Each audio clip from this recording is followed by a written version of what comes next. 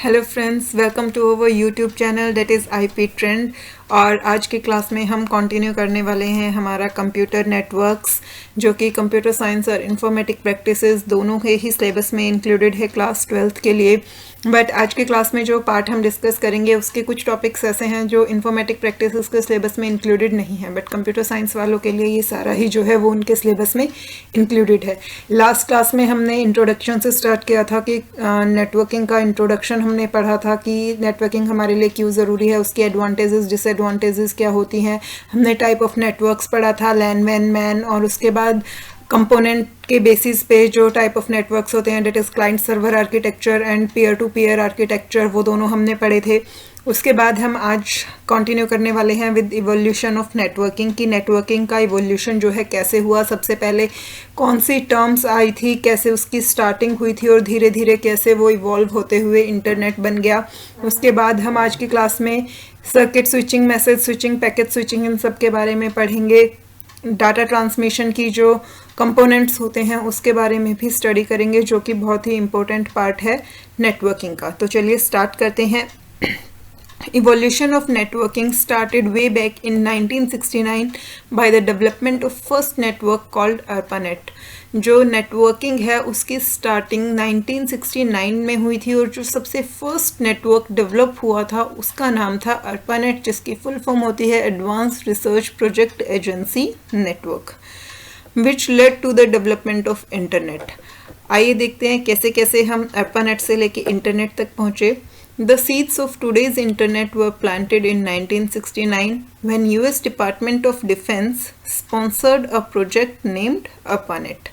US का जो defence department है उन्होंने एक प्रोजेक्ट स्पॉन्सर किया था जिसका नाम था ARPANET, that is advance research project agency network. इस प्रोजेक्ट का गोल क्या था? This project was to connect computers at different universities and US Defense, जो कि यूएस की अलग अलग यूनिवर्सिटीज़ हैं और यूएस का जो डिफेंस डिपार्टमेंट है उनके सभी कंप्यूटर्स को आपस में कनेक्ट करने के लिए। Soon the engineers, scientists, students and researchers who were part of the system began exchanging data and messaging on internet।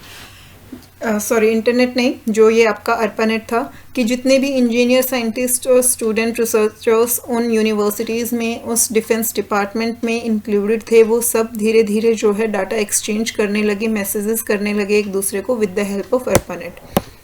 The users of this system were also be able to play long distance game and socialize with people who share their interest.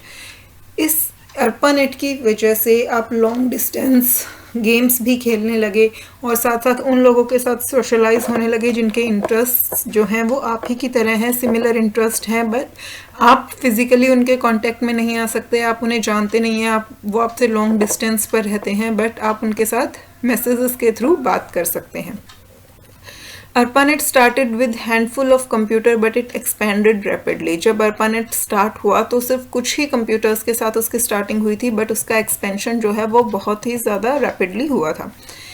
In mid-80s, another federal agency, the National Science Foundation, created a new high-capacity network called NSFNet, which was more capable than ARPANET। National science foundation जो थी उसने एक high capacity network develop किया जिसका नाम उन्होंने NSFNet रखा, जो कि ARPANET से भी कहीं ज़्यादा पावरफुल था।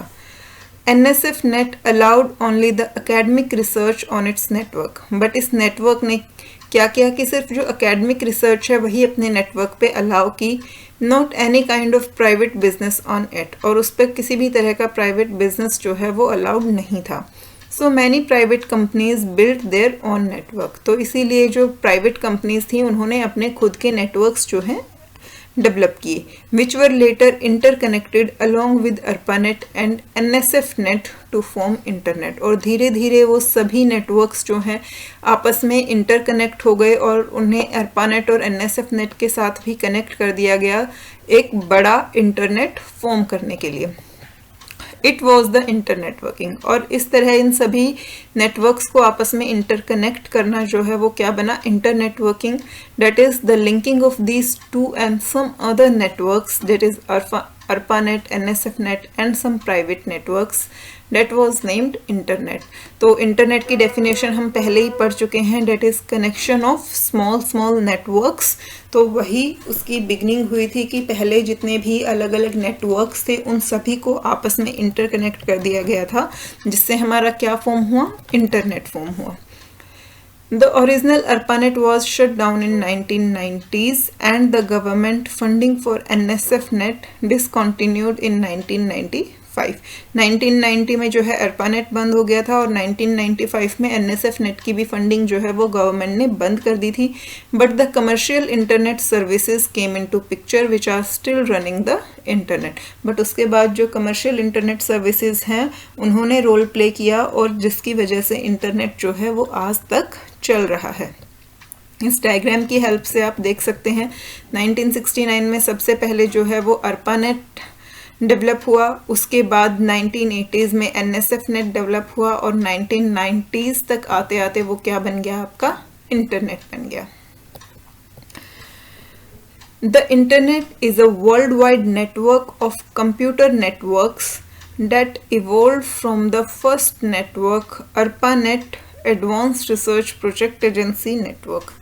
इंटरनेट जो है वो क्या है, एक वर्ल्ड वाइड नेटवर्क है जो कि किससे डेवलप हुआ, किससे इवॉल्व हुआ, जो हमारा सबसे पहला नेटवर्क था, that is ARPANET. The internet is made up of many networks each run by a different company and interconnected at peering point. Internet जो है वो अलग अलग नेटवर्क्स का कनेक्शन है जिन्हें अलग अलग कंपनीज ने डेवलप किया है और फिर उन्हें आपस में इंटरकनेक्ट कर दिया गया है. It is a interconnection of large and small networks around the globe. Same वही चीज़ है जो बार बार रिपीट हो रही है. The common use of internet standards allow users connected to one network to communicate with users on another network. ये चीज़ आपको ध्यान रखनी है कि इंटरनेट पे जब भी आप मैसेजेस करते हो या डाटा ट्रांसफ़र करते हो, इंफॉर्मेशन एक्सचेंज करते हो, तो आप पर्टिकुलर स्टैंडर्ड्स को फॉलो करते हो, क्योंकि इंटरनेट पे अलग अलग टाइप के नेटवर्क्स कनेक्टेड हैं. तो एक नेटवर्क के जो यूज़र्स हैं वो दूसरे नेटवर्क के यूज़र्स से इजीली कम्युनिकेट कर पाएँ, उसके लिए स्टैंडर्ड्स सेट होना बहुत ज़रूरी है. अगर आप एक पर्टिकुलर सेट ऑफ रूल्स को फॉलो करोगे, उसी के अकॉर्डिंग जो है डाटा ट्रांसफ़र होगा, तो हर नेटवर्क के यूज़र्स को वो समझ आएगा. लेकिन अगर हर नेटवर्क के अपने अपने सेट ऑफ रूल्स होंगे तो कम्युनिकेट करना जो है वो बहुत मुश्किल हो जाता है. The internet is a super network. Internet को आप सुपर नेटवर्क कह सकते हो. आज के टाइम में शायद सबसे पावरफुल जो टूल है नेटवर्किंग का वो इंटरनेट ही है. It connects many smaller networks together and allow all computers to exchange information with each other. यह सभी छोटे छोटे नेटवर्क्स को आपस में जोड़ता है जिसकी हेल्प से आप इंफॉर्मेशन को एक्सचेंज कर सकते हो एक दूसरे के साथ. To accomplish this, all the computers on the internet have to use a common set of rules for communication. Those rules are called protocol and internet uses a set of protocols called TCP/IP. तो जैसा मैंने अभी आपको बताया था, easily communicate करने के लिए ताकि कोई प्रॉब्लम ना क्रिएट हो, उसके लिए सभी को एक स्टैंडर्ड सेट ऑफ रूल्स जो है वो फॉलो करने होते हैं और उस सेट ऑफ रूल्स को हम क्या कहते हैं, प्रोटोकॉल्स कहते हैं. और इंटरनेट जो प्रोटोकॉल्स यूज़ करता है वो है TCP/IP, that is transmission control protocol and internet protocol.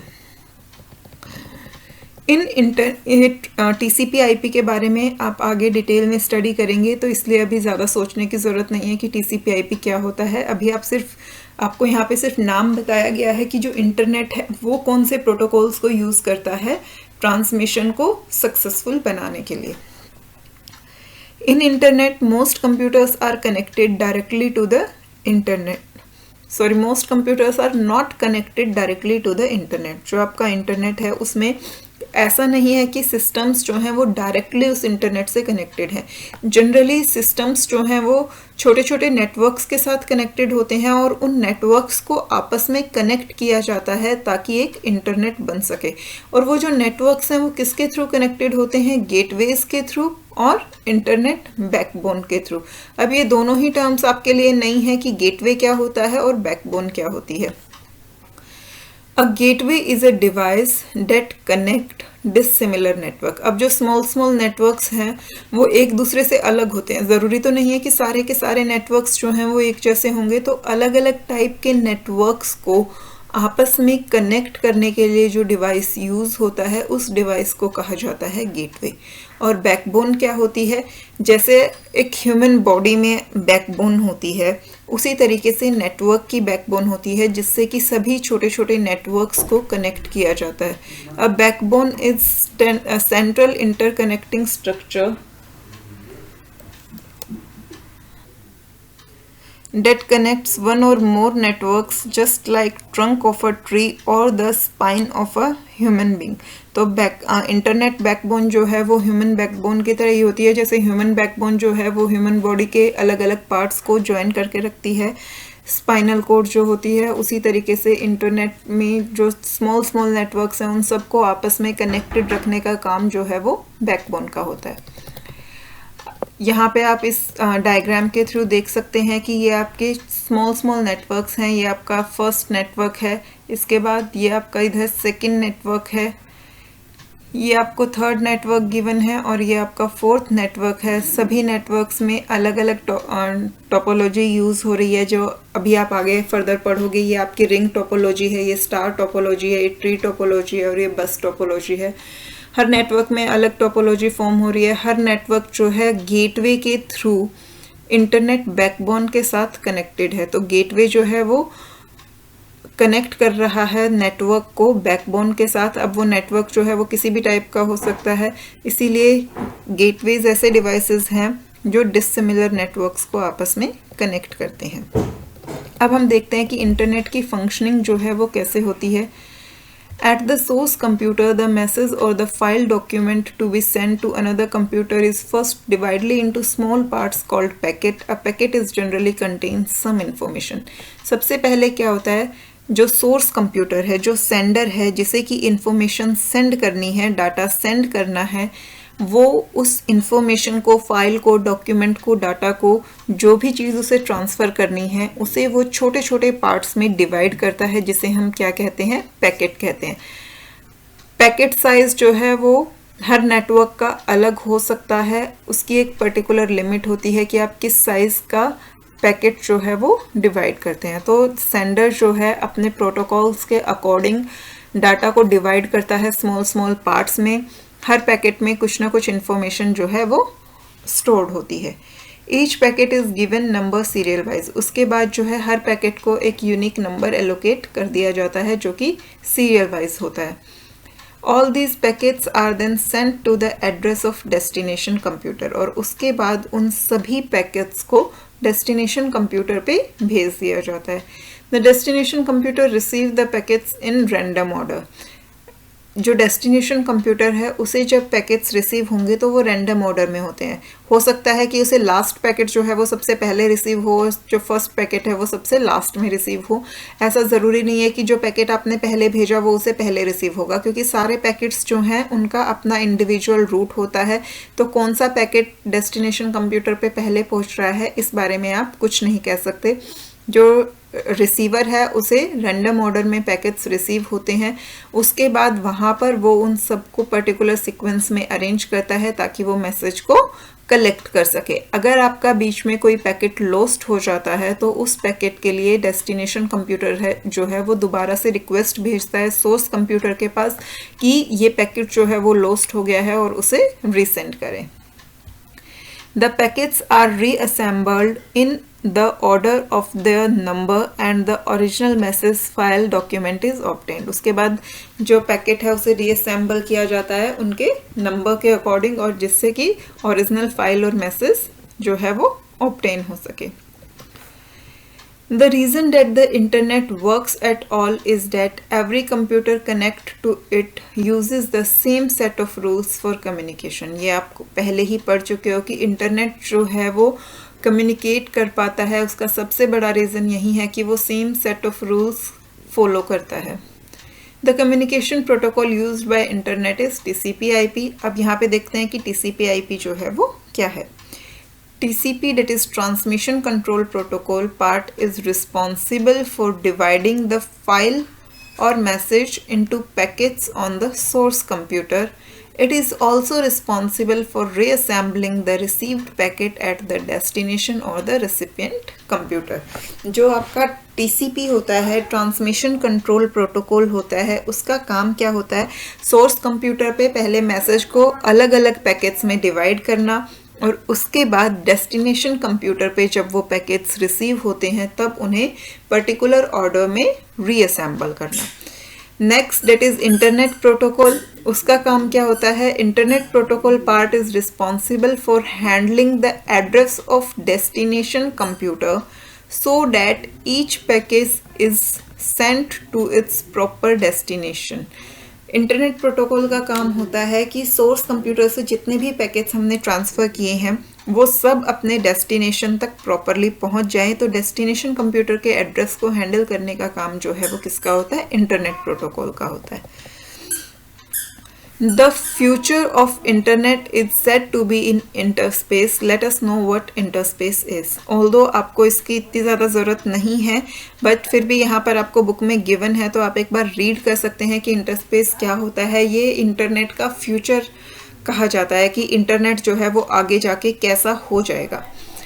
Interspace is client-server software program that allow multiple users to communicate online with real-time audio, video and text chat in dynamic 3D environments. Internet जो है वो client server software पे ही based होगा. Client server आप पढ़ चुके हैं क्या होता है, बट होगा क्या कि उसमें आप रियल टाइम एनवायरनमेंट में ऑडियो, वीडियो, टेक्स्ट चैट्स की फॉर्मेट में कम्युनिकेट कर पाओगे मल्टीपल यूज़र्स के साथ. अभी भी आप जो है एक साथ कई सारे यूज़र्स के साथ कम्युनिकेट करते हो, ऑडियो के थ्रू भी, वीडियो के थ्रू भी, टेक्स्ट के थ्रू भी, लाइव कम्युनिकेशन भी आप करते हो. बट डिफरेंस क्या होगा कि आगे चलकर आप वो पॉसिबल है कि डायनामिक 3D एनवायरनमेंट में वो कम्युनिकेशंस पॉसिबल होंगे जो कि एज्यूम किया जाता है. Interspace provides the most advanced form of communication available on the internet today. आज के टाइम में इंटरनेट की जो सबसे एडवांस्ड कम्युनिकेशन अवेलेबल है, इंटरस्पेस जो है उसे प्रोवाइड करवाएगा. Interspace is a vision of what the internet will become. तो इंटरस्पेस क्या है? एक विजन है कि इंटरनेट जो है वो आगे चलकर क्या बन जाएगा. Where users cross correlate information in multiple ways from multiple sources. तो इसमें आपका इतना ज़्यादा कुछ नहीं है. मेन आपका जो था इंटरनेट के बारे में आपने पढ़ा, उसका इवोल्यूशन कैसे हुआ, इंटरनेट क्या है, वो कैसे वर्क करता है. अब जो आपका सबसे इम्पोर्टेंट टॉपिक स्टार्ट होता है वो है आपका स्विचिंग टेक्निक्स.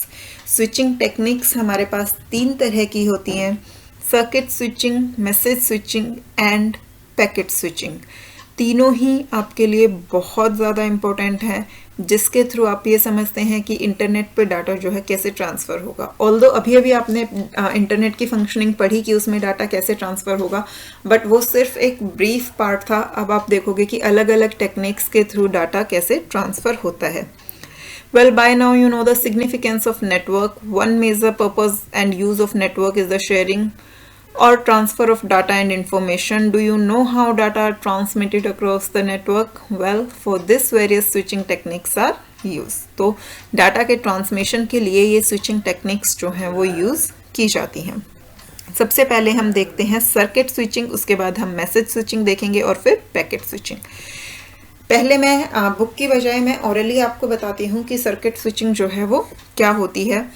आपने टेलीफोन्स यूज़ किए होंगे, जो लैंडलाइन फ़ोन्स होते थे, वो हमारे सर्किट स्विचिंग का एग्जाम्पल होते हैं. उस केस में क्या होता है कि जब सेंडर को इन्फॉर्मेशन सेंड करनी होती है तो वो कोई भी डाटा, कोई इन्फॉर्मेशन, कोई मैसेज सेंड करे उससे पहले एक कनेक्शन इस्टेब्लिश किया जाता है. प्रॉपर फिजिकल वायर्ड कनेक्शन या फिर वो वायरलेस हो, बट मोस्ट प्रोबेबली ये वायर्ड कनेक्शन ही होता है. बट एक डेडिकेटेड कनेक्शन इस्टेब्लिश किया जाता है सेंडर से रिसीवर के बीच में. जब एक कनेक्शन प्रॉपरली इस्टेब्लिश हो जाता है, ये फाइनलाइज हो जाता है कि हाँ इस वक्त जो है आप इंफॉर्मेशन सेंड कर सकते हो, रिसीवर भी फ्री है और आपके पास जो है कनेक्शन भी अवेलेबल है, ट्रैफिक नहीं है, तब कनेक्शन इस्टेब्लिश होने के बाद सेंडर इंफॉर्मेशन भेजता है और वो इंफॉर्मेशन डायरेक्टली उस लिंक के थ्रू जो है वो रिसीवर तक जाती रहती है।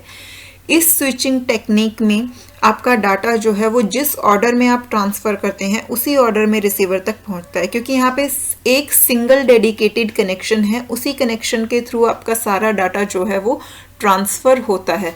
सेंडर जैसे जैसे इंफॉर्मेशन सेंड करेगा वैसे वैसे वो इंफॉर्मेशन उस कनेक्शन के थ्रू होते हुए रिसीवर तक पहुंच जाती है। तो अब आप थ्योरेटिकली देखें कि इसमें आपके पास क्या गिवन है। इन this technique first the complete physical connection between two computers is established and then data are transmitted from the source computer to the destination computer। तो सर्किट स्विचिंग में क्या होता है, सबसे पहले एक फिजिकल कनेक्शन जो है वो इस्टेब्लिश किया जाता है दोनों कंप्यूटर्स के बीच में, यानी कि सेंडर और रिसीवर के बीच में, और उसके बाद जो है डाटा भेजा जाता है सोर्स कंप्यूटर से डेस्टिनेशन कंप्यूटर तक।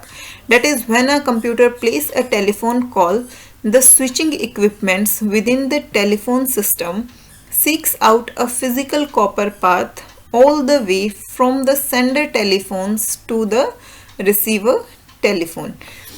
जब आप एक फ़ोन कॉल प्लेस करते हैं तो जो स्विचिंग इक्विपमेंट्स होता है फ़ोन के अंदर वो एक फिज़िकल कॉपर पाथ सर्च करता है सेंडर से लेके रिसीवर तक के टेलीफोन तक। आपने कभी नोटिस किया होगा कि कई बार आप फ़ोन करते हो और आपका फ़ोन जो है वो कनेक्ट नहीं हो पाता और आप सामने से आपको मैसेज आता है all lines for this route are busy. तो अगर आपका कनेक्शन जो है वो इस्टेब्लिश नहीं हो पाता है तो आपको ये मैसेज मिल जाता है कि अभी जो है वो सभी लाइंस बिजी हैं, तो आपका कनेक्शन इस्टेब्लिश नहीं हो पा रहा है और इसीलिए वो आपको डाटा ट्रांसमिट करने नहीं देता। तो पहले वो स्विचिंग इक्विपमेंट जो है वो पाथ के लिए सर्च करता है सेंडर से लेके रिसीवर तक all the way round. The important property of this switching technique is to set up an end-to-end path, or we can say end-to-end connection between the computers before any data can be sent। तो main जो property होती है switching circuit switching की वो यही होती है कि कोई भी डाटा कोई भी इंफॉर्मेशन सेंड की जाए उससे पहले ये ज़रूरी है कि सेंडर और रिसीवर के बीच में जो है एक प्रॉपर कनेक्शन एस्टेब्लिश हो, उसके बाद ही कोई इंफॉर्मेशन सेंड की जाती है।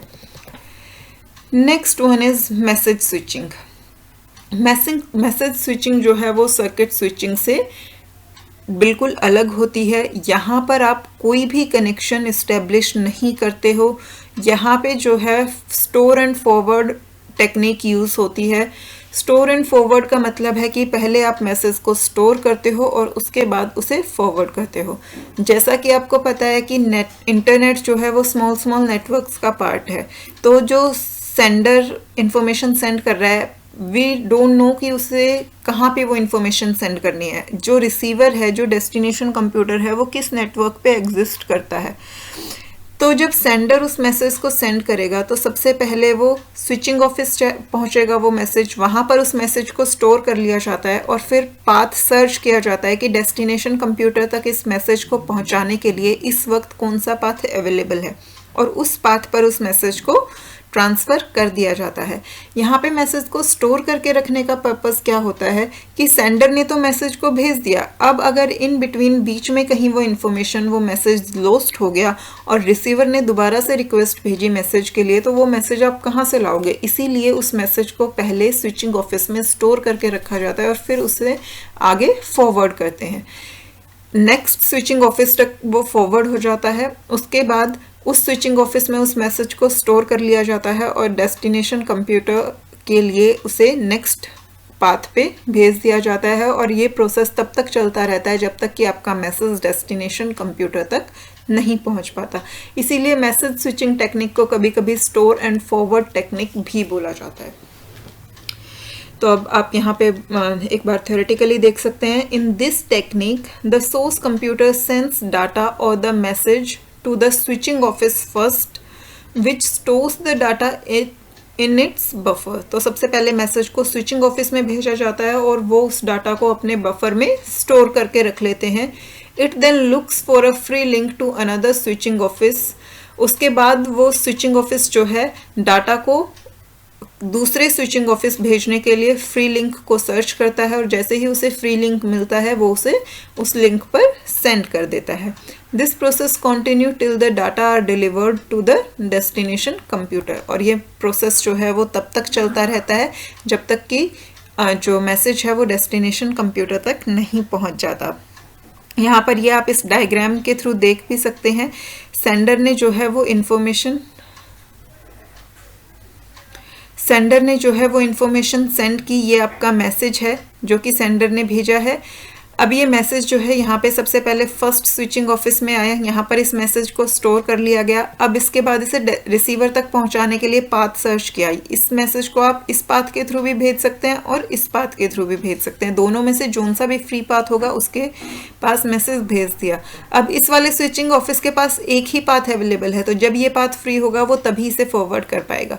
जब ये यहाँ पर पहुँचेगा तो यहाँ से इसके पास दो पाथ अवेलेबल हैं, या तो इसे इस पाथ पे भेज सकता है और या फिर इस पाथ के थ्रू। तो जोन सा भी यहाँ पे जो अवेलेबल था उसने उस पाथ के थ्रू उसे रिसीवर तक सेंड कर दिया। Owing to its working principle it is also known as store and forward. जो इसका वर्किंग प्रिंसिपल है उसके बेसिस पर इसे स्टोर एंड फॉरवर्ड टेक्निक भी कहा जाता है। That is store first in switching office and then forward it one jump at a time. एक बार में सिर्फ एक ही जंप वो लेता है। इसके बाद नेक्स्ट जो आता है वो है पैकेट स्विचिंग। पैकेट स्विचिंग जो है वो मैसेज स्विचिंग के ही कॉन्सेप्ट पे वर्क करता है, बट फ़र्क क्या होता है कि मैसेज स्विचिंग में हम कंप्लीट मैसेज को एक ही बार में ट्रांसफ़र करते हैं, कि मैसेज जो है उसे ब्रेक नहीं किया जाता। वो मैसेज जो है वो सिंगल पार्ट में ही एक ही बार में एक स्विचिंग ऑफिस से दूसरे स्विचिंग ऑफिस तक होते होते जो है रिसीवर तक पहुंचता है। बट पैकेट स्विचिंग के केस में क्या होता है, जैसा कि आपने इंटरनेट के फंक्शनिंग में पढ़ा था, पहले मैसेज को छोटे छोटे ब्लॉक्स में डिवाइड किया जाता है, जिन ब्लॉक्स की अपर लिमिट जो है वो फिक्स होती है कि मैक्सिमम से मैक्सिमम वो पैकेट कितने साइज़ का हो सकता है। फिर उन सभी पैकेट्स की नंबरिंग की जाती है। उसके बाद उन सभी पैकेट्स को ट्रांसमिट कर दिया जाता है नेटवर्क पे। उसके बाद मैसेज स्विचिंग में जो टेक्निक फॉलो होती है उसी के तरह से पैकेट्स जो हैं वो डिलीवर होते हैं डेस्टिनेशन कंप्यूटर तक, और डेस्टिनेशन कंप्यूटर पे जो है जाने के बाद उन सभी पैकेट्स को रीअसेंबल किया जाता है ताकि ओरिजिनल मैसेज को डिस्कवर किया जा सके। With message switching there is no limit on block size. Message switching में ब्लॉक साइज पे कोई लिमिट नहीं होती, आपका मैसेज जो है वो पूरा का पूरा ट्रांसफर किया जा सकता है। In contrast packet switching place a tight upper limit on the block size, जबकि पैकेट स्विचिंग में ब्लॉक साइज पे एक टाइट अपर लिमिट सेट की जाती है। A fixed size of packet which can be transmitted across the network is specified, कि maximum किस size के पैकेट्स जो हैं उस नेटवर्क पे ट्रांसमिट कर सकते हैं वो ऑलरेडी स्पेसिफाइड होता है। Another point of its difference from message switching is that data packets are stored on the disk in message switching, whereas in packet switching all packets of fixed size are stored in main memory. message switching में जो data होता है वो disc पे store होता है, जबकि जो पैकेट स्विचिंग है उसमें वो पैकेट्स जो हैं वो मेन मेमोरी में स्टोर होते हैं, और क्योंकि वो मेन मेमोरी में स्टोर होते हैं तो इसलिए उसकी परफॉर्मेंस जो है वो इम्प्रूव हो जाती है। उसका एक्सेस टाइम यानी कि डाटा को एक्सेस करने का जो टाइम है वो बहुत ही कम होता है, और थ्रूपुट जो है वो ज़्यादा होता है, यानी कि परफॉर्मेंस जो है वो अच्छी होती है। This improves the performance as the access time taken to access data packet is reduced.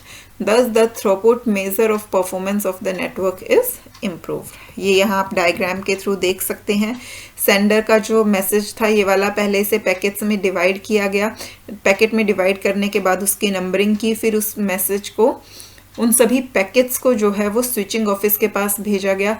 अब इस स्विचिंग ऑफिस के पास जब भी जोन सा रूट फ्री था इसने उस रूट के थ्रू डाटा को भेजा। अब इसके पास ये 4 पैकेट्स हैं तो ये ज़रूरी नहीं है कि ये इन सारे पैकेट्स को सेम पाथ पे भेजे। ये इसके पास जब जिस टाइम पे जोन सा पाथ फ्री होगा ये 1 बाय 1 जो है पैकेट्स को भेजता जाएगा। जैसे यहाँ पे इसके पास सबसे पहले ये वाला पाथ फ्री हुआ, इसने फर्स्ट पैकेट को यहाँ पे भेज दिया।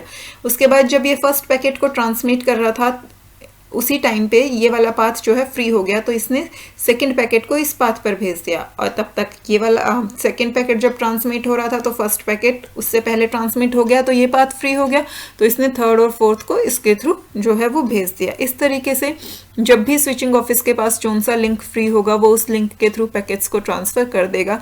और इसीलिए जब रिसीवर को ये पैकेट्स रिसीव होते हैं तो ये रैंडम ऑर्डर में रिसीव होते हैं, और फिर वहाँ पर इन्हें रीअसेंबल किया जाता है उनके सीरियल नंबर के बेसिस पे। तो ये थी सारी की सारी स्विचिंग टेक्निक्स जो कि आपको आनी बहुत ज़रूरी है। Now next one is data communication terminologies, कि डाटा को आप कम्युनिकेट जो है जब करते हैं तो कौन कौन सी टर्म्स जो हैं वो हमारी यूज़ होती हैं। तो सबसे पहली जो टर्म है वो है हमारी डाटा चैनल, क्योंकि डाटा को जब आप ट्रांसमिट करोगे तो जब तक आपके पास कोई चैनल अवेलेबल नहीं होगा तो आप डाटा को ट्रांसमिट जो है वो कैसे करोगे। Channel is the medium use to carry information और data from one point to another. Data channel जो है वो मीडियम होता है जिसके थ्रू आप इंफॉर्मेशन को, डाटा को एक पॉइंट से दूसरे पॉइंट तक लेके जाते हो। ये चैनल्स जो हैं वो आपके वायर्ड भी हो सकते हैं और वायरलेस भी हो सकते हैं।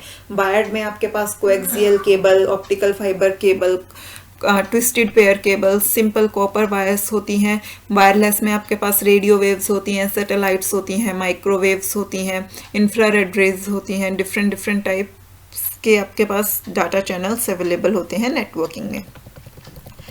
Next one is baud. It is the unit of measurement for the information carrying capacity of a communication channel. जो आपके कम्युनिकेशन चैनल हैं उनकी इंफॉर्मेशन कैरिंग कैपेसिटी क्या है, यानी कि वो चैनल एक बार में कितनी इंफॉर्मेशन को कैरी कर सकता है, उसको मेज़र करने के लिए जो यूनिट यूज़ की जाती है उसे हम कहते हैं बॉड। बॉड जो है वो बिट्स पर सेकंड के सिमिलर ही होता है। बिट्स पर सेकंड जो है वो डाटा ट्रांसफ़र रेट होती है, कि डाटा जो है वो किसी चैनल में किस रेट से ट्रांसफ़र हो रहा है, और बॉड जो है वो उससे सिमिलर है। नेक्स्ट वन आपका यही है, bits per second. It refers to the speed at which data transfer is measured. किसी भी चैनल के थ्रू जो डाटा ट्रांसफ़र हो रहा है वो किस स्पीड से ट्रांसफ़र हो रहा है, यानी कि एक सेकंड में कितनी बिट्स ट्रांसफ़र हो रही हैं, उसे मेज़र करने के लिए हम बिट्स पर सेकंड का यूज़ कर रहे हैं। कि कोएक्सियल केबल में जो है वो एक सेकंड में कितने बिट्स ट्रांसफ़र हो रहे हैं, ऑप्टिकल फाइबर में कितने हो रहे हैं, रेडियो वेव के थ्रू आप कितने कर रहे हो। तो हर चैनल की स्पीड को मेज़र करने के लिए bits per second unit use की जा सकती है। It is generally used to measure the speed of information through a high-speed phone line or modem. Bits per second के लिए आप स्मॉल BPS यूज़ करते हो, और अगर यही आप बाइट्स पर सेकंड में करते हो तो उसे आप कैपिटल B से डिनोट करते हो। सिमिलरली अगर आपकी रेट जो है वो थाउजेंड्स में है तो 1000 बिट्स पर सेकंड को आप KBPS की हेल्प से डिनोट करते हो। KBPS में आपका K जो है वो स्मॉल है, यही अगर आपकी 1000 बाइट्स पर सेकंड होती तो आपका K जो है वो कैपिटल हो जाता। यानी कि जब आप बाइट्स के फॉर्म में डाटा को रिप्रेजेंट कर रहे हो तो आपका फर्स्ट लेटर जो है वो हमेशा कैपिटल हो जाएगा। Bits per second small BPS, bytes per second capital BPS, 1000 bits per second small KPBS, 1000 bytes per second capital K then BPS। ये आप यहाँ पर देख भी सकते हैं। 1000 बाइट्स पर सेकंड के लिए क्या होगा, capital K then BPS, that is kilo bytes per second. Million bits per second के लिए MBPS, all are small, that is mega bits per second. और अगर आपके पास है मिलियन बाइट्स पर सेकंड तो उसे आप कैसे रिप्रेजेंट करोगे, कैपिटल MBPS, जो कि किसको स्टोर करेगा, किसको रिप्रेजेंट करेगा, मेगा बाइट्स पर सेकंड को। Next one is bandwidth. Bandwidth क्या होती है कि एक बार में एक चैनल पे आप कितना डाटा जो है वो ट्रांसफ़र कर रहे हो उसे हम बैंडविड्थ कहते हैं, और उसे मेज़र करने की यूनिट क्या होती है, बॉड होती है। तो कंफ्यूज होने की ज़रूरत नहीं है कि अभी तो हमने पढ़ा था कि चैनल की कैरिंग कैपेसिटी जो होती है उसे बॉड नहीं कहते हैं, उसे मेज़र करने के लिए यूनिट जो है वो बॉड यूज़ की जाती है। तो आपका जो चैनल है वो एक बार में कितनी इन्फॉर्मेशन को कैरी कर रहा है, एक बार में कितनी इन्फॉर्मेशन को ट्रांसमिट कर पाता है, उसे हम बैंडविड्थ कहते हैं, और उसे मेज़र किसकी टर्म्स में करते हैं, बॉड के टर्म्स में करते हैं। Technically, the bandwidth refer to the difference between highest and lowest frequency of a transmission channel, or in other words, the bandwidth refer to the width of allocated band of frequency to a channel. Generally speaking, bandwidth is directly proportional to the amount of data transmitted or received per unit time. तो यहाँ पर अब आपको लग रहा होगा कि यहाँ पे तो इतनी सारी डेफिनेशंस दे दी, तो आपने 9th क्लास में फिजिक्स में पढ़े होंगे सिग्नल्स जो हैं वो एनालॉग सिग्नल्स होते हैं, डिजिटल सिग्नल्स होते हैं, वहाँ पे आपने फ्रीक्वेंसी के बारे में पढ़ा था। तो ये उसी से रिलेटेड है कि अगर आपका एनालॉग सिग्नल है तो जो हाईएस्ट और लोएस्ट फ्रीक्वेंसी के बीच का डिफरेंस होता है वो आपके चैनल की बैंडविड्थ होती है। और हर फ्रीक्वेंसी किसी भी चैनल की जो फ्रीक्वेंसी है, तो हर चैनल को कौन सी फ्रीक्वेंसी एलोकेट हुई है आप उसे भी बैंडविड्थ कह सकते हैं। बट लेमन टर्म्स में अगर आप उस इतनी ज़्यादा टेक्निकलिटी में नहीं जाते हैं तो आप सिंपली ये कह सकते हैं कि जो अमाउंट ऑफ डाटा ट्रांसमिट होता है एक चैनल के थ्रू वो क्या होती है, उसकी बैंडविड्थ होती है। In qualitative sense, bandwidth is proportional to the complexity of data for a given level of system performance. For example, it takes more bandwidth to download a photograph in 1 second than it takes to download a page of text in 1 second. किसी भी चीज़ की quality जो है वो bandwidth पे depend करती है। अब अगर आपके पास बैंडविड्थ ज़्यादा होगी तो आपकी डाउनलोड जो है वो फास्ट होगी, अगर आपकी बैंडविड्थ कम होगी तो डाउनलोड जो है वो स्लो होगी। अगर आप एक फ़ोटो को डाउनलोड कर रहे हैं और आप चाहते हैं कि आपकी फ़ोटो जो है वो 1 सेकंड में डाउनलोड हो जाए, तो उसके लिए आपको ज़्यादा बैंडविड्थ की ज़रूरत पड़ेगी क्योंकि फ़ोटो का साइज़ जो है वो ज़्यादा होता है। वहीं अगर आपको कोई सिंपल पेज 1 सेकंड में डाउनलोड करना है तो उसके लिए आपका कम बैंडविड्थ में भी काम हो जाएगा क्योंकि पेज का साइज़ जो है वो बहुत ही कम होता है। Large sound files, computer programs and animated videos require still more bandwidth for acceptable system performance. जब हमें लार्ज प्रोग्राम्स, लार्ज फाइल्स को डाउनलोड करना होता है तो अच्छे परफॉर्मेंस के लिए हमें ज़्यादा बैंडविड्थ की ज़रूरत होती ही है। In digital system, bandwidth is data speed in bits per second. Thus, a modem that works at 57,600 bits per second has twice the bandwidth of a modem that works at 28,800 bits per second. जो digital system है उसमें bandwidth को जो है वो bits per second की form में ही measure किया जाता है, क्योंकि जैसा कि आपको बताया कि डाटा कितना ट्रांसमिट हो रहा है वही हमारी बैंडविड्थ होती है। तो पर सेकंड कितना डाटा ट्रांसमिट हो रहा है डिजिटल सिस्टम में, उसे ही हम बैंडविड्थ कहते हैं। अब एक मॉडेम जिसमें आप पर सेकंड 57,600 बिट्स ट्रांसफ़र कर रहे हो और एक मॉडेम है जिसमें आप पर सेकंड 28,800 बिट्स ट्रांसफ़र कर रहे हो, तो दोनों की बैंडविड्थ में कितना ज़्यादा डबल का डिफरेंस है कि 28,800 बिट्स ट्रांसफ़र करने के लिए पर सेकंड जितनी बैंडविड्थ चाहिए होगी उससे डबल बैंडविड्थ चाहिए आपको 57,600 बिट्स को पर सेकंड ट्रांसमिट करने के लिए। In analog systems, bandwidth is defined in terms of difference between the highest frequency signal component and the lowest frequency signal component. जबकि जो एनालॉग सिग्नल्स होते हैं उनमें बैंडविड्थ किस टर्म में डिफाइन की जाती है कि जो हाईएस्ट फ्रीक्वेंसी सिग्नल होता है और जो लोएस्ट फ्रीक्वेंसी सिग्नल होता है उन दोनों के बीच का जो डिफरेंस होता है। Frequency is measured in cycle per seconds और we can say in hertz. A typical voice signal has a bandwidth of approximately 3 kilohertz. An analog television broadcast video signal has a bandwidth of 6 megahertz. तो अगर आप simply voice signal transmit कर रहे हो तो उसके लिए आपको सिर्फ 3 किलोहर्ट्ज़ की बैंडविड्थ की ज़रूरत होती है, जबकि अगर आप एक वीडियो सिग्नल जिसमें कि वॉइस भी है, पिक्चर भी है, उसके लिए आपको 6 मेगाहर्ट्ज़ की बैंडविड्थ की रिक्वायरमेंट होती है, जो कि वॉइस सिग्नल से ऑलमोस्ट 2000 टाइम्स ज़्यादा है।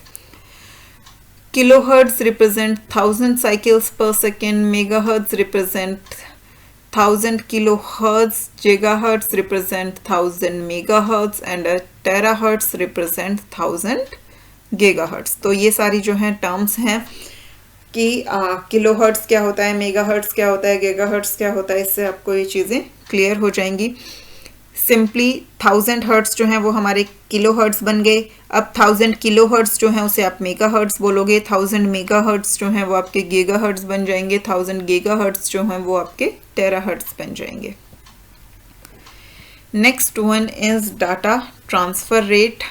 The data transfer rate represents the amount of data transferred per second by a communication channel or computing or storage device. इतनी देर से जो हम सारा डिस्कस कर रहे हैं घूम फिर के सारी सेम ही टर्म है।